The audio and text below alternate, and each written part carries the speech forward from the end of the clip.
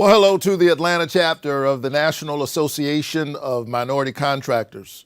First, I would like to thank the event co-chairs, Art Queen and Stephanie Jones, for everything you did to pull together this program in the middle of a pandemic. I would also like to shout out NAMC Atlanta chapter president Ernest Ellis for all you've done to push for equality in how we build our future. And of course, I want to say hello to my dear friend, Jan Bryson.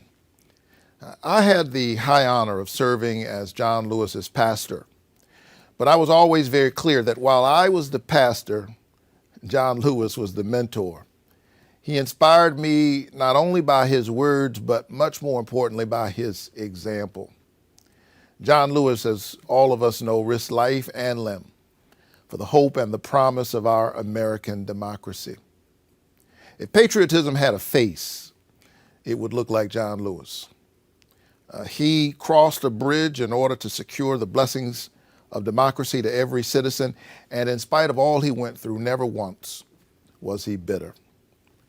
And at church or in the community, his friendliness, his willingness to smile and be joyful, to be the joyful warrior, to take pictures with young folks who knew they were in the presence of a giant and American hero was infectious. I was proud just to know him. John Lewis's very decency served as a reminder that creating a better society means enacting good laws, but it also just means being a good person. And so as we commemorate his life and as we honor his legacy, let us somehow in these dark days summon the courage and the strength he possessed as we work to protect the sacred right to vote. John Lewis's fight isn't over. It's time to ensure that every eligible voter's voice is heard in our democracy. So as you work to literally build a more equitable future, know that you have a partner in the United States Senate.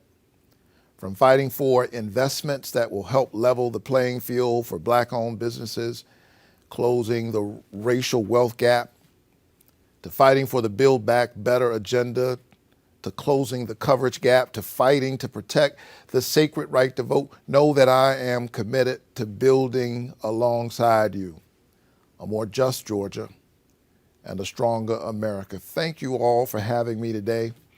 Know that it is the honor of my life to serve you and represent Georgia in the United States Senate.